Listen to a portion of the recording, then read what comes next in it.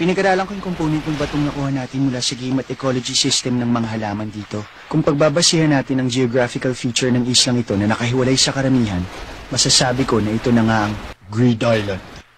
Ibig sabihin nag-i-exist ito sa totoong mundo. Iniisip ko lang ngayon kung saang bahagi na tayo ng isla.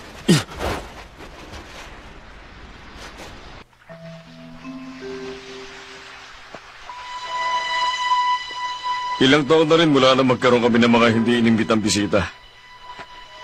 Kinakabahan tuloy ako. Napadpad ba kayo sa islang ito nang hindi sinasadya?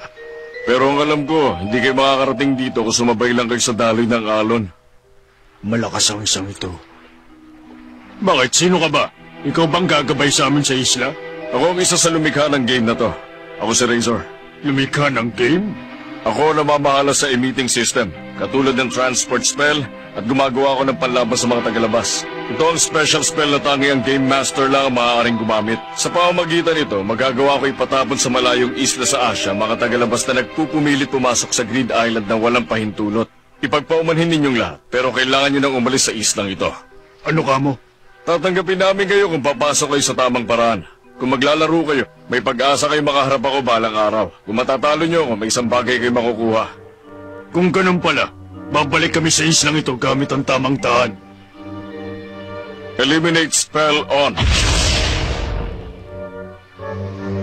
Ayos, pero naramdaman ko malakas din ang grupong yun, ha?